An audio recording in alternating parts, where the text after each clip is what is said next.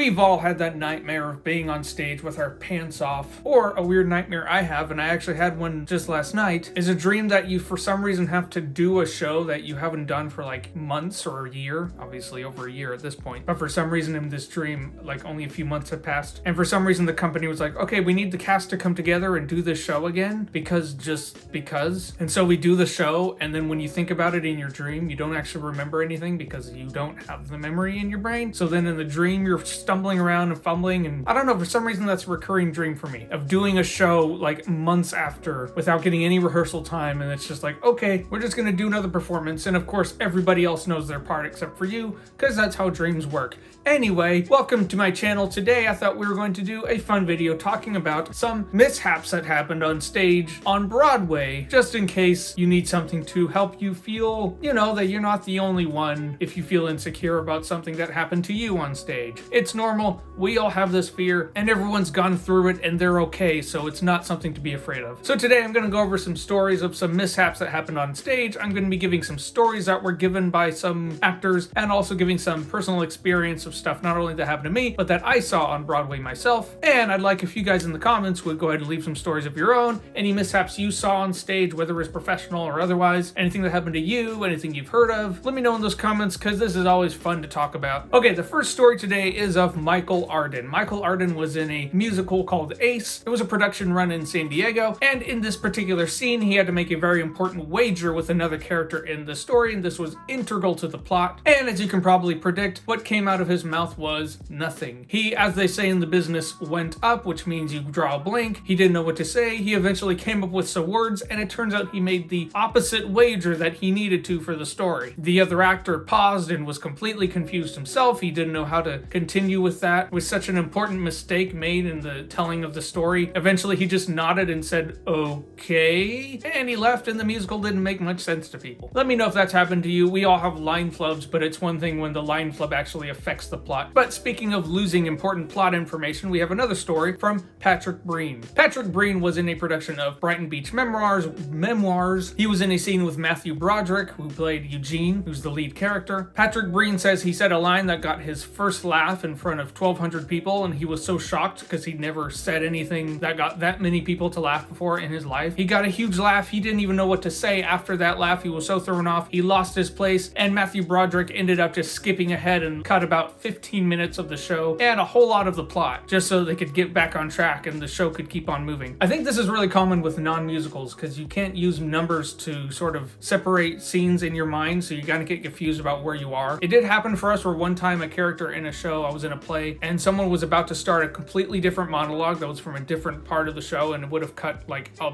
big portion of the play. And I know someone right next to me gave a look to that person and said, and you could even hear her go, oh no, oh okay. And then she went on to the right monologue. Saved a lot of confusion there. Okay, so enough of those plot mishaps. Those are boring. What we really want to hear are about the costume mishaps. What is it called? Costume disaster? Costume disaster? I don't know what they call it. But for some reason, people are obsessed with clothes, so they want to hear about clothes mishaps. An actor by the name of Hunter Bell, who was playing Dromio in The Boys of Syracuse, had a problem with sweating, as I'm sure some of us can relate to. He had a particular problem with sweating under his left armpit. Yes, his left armpit. And he decided it was a good idea to take a rubber band and a sock and bunch a sock in there, keep the sock in there with the rubber band, and he thought that was going to absorb the sweat so that his shirt didn't look sweaty on one side and not on the other. Now, of course, he had a big tap number in the show, and the sock ended up falling down his shirt and down through into his pants. I suppose his shirt was tucked in, obviously, and it went down to the bottom of his pants, and a sock fell out his pants, and it looked like he had put a sock in his pants. So basically, the audience thought he was insecure about something. Okay, another story is from Christopher J. Hank. He was playing the role of Mark in Rent in 2007. During the song La Vie Bohème, where he jumps onto the table, there's a lot of dancing and movement going on the table. And in this particular production, by the way, his mother was in the audience. As he jumped onto the table, his boot actually clipped the edge of the table and it tripped him up a little bit. And once he finally got his bearings, he could not for the life of him remember his lines. And it's such a huge word-heavy toast that he was just never able to get on track. And he ended up just doing this goofy, stereotypical 50s dance and basically saying, "We're taking over your restaurant, Benny." And of course, the rest of the cast also couldn't remember their lines, and apparently they all got fired.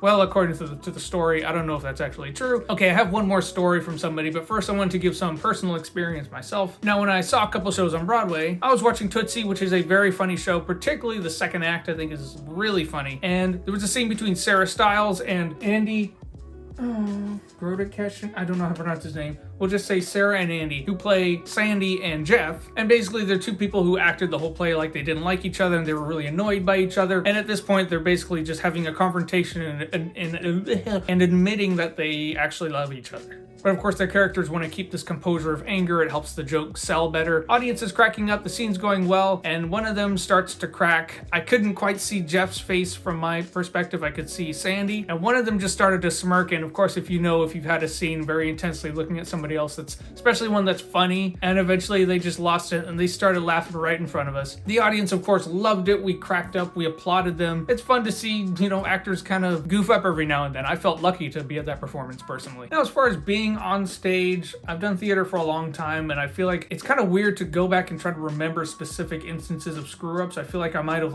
buried them underneath my subconscious basement or something, because they don't really come to mind. But there was a funny moment recently. It was the show Seven Brides for Seven Brothers. I was playing Gideon, and I was supposed to give Alice, the person who I basically kidnapped, and now I'm saying, oh, I'm sorry, I made you this little craft thing. I think it was like a crown or something. But anyway, I gave it to her, and as I'm walking away, I just give the biggest full-on sneeze. I could not resist a sneeze. It was the only time in my 15 years of acting I couldn't hold off a sneeze. Usually it's pretty simple. You just take a little breath. You just don't sneeze, don't sneeze, don't sneeze.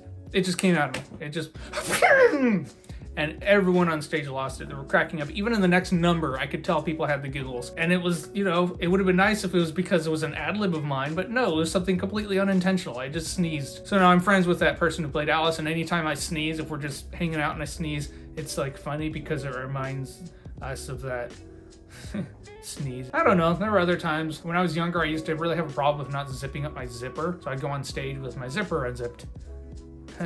Okay, the last story, I decided to save this for last because this was just fascinating. So Patrick Page, he played Hades in Hadestown, will continue to play Hades in Hadestown when spring comes again. And he tells a story of when he was in Lion King. Now, this is not a Hadestown story, but when he was in Lion King, his dressing room during the show was on the 4th floor of the New Amsterdam Theater. There was only one restroom on his floor, and that was in his dressing room. Apparently, the actor before him allowed people to use that restroom, but he did not. He didn't want that. It wasn't the only restroom in the building. It was just the only restroom on that floor. Well, one in particular actor took it personally. He didn't like that. So he managed to find a way into the dressing room when Patrick was on stage for something, and he left him a little gift in the toilet. He did not flush. So as a response to this, Patrick decided to change the locks on his dressing room to make sure that whoever that person was couldn't get into his dressing room again. So as a response to that, this mystery person who was really mad at Patrick Page for not letting them use the restroom, he discovered that the lock was changed, and he somehow managed to jimmy the lock,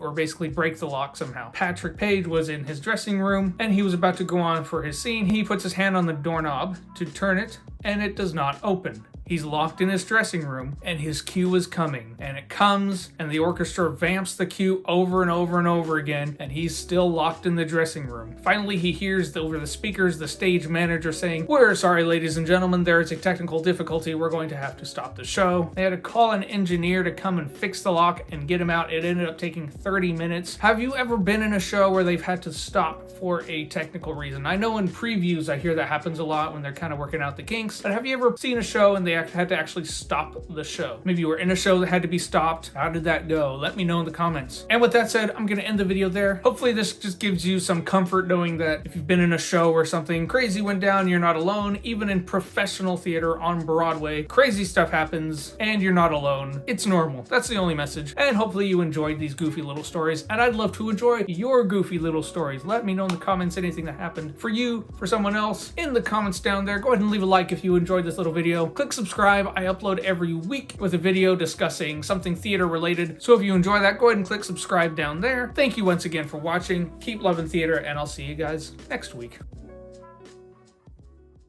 That got that many people to laugh before in his life. By the way, my hair is a complete mess.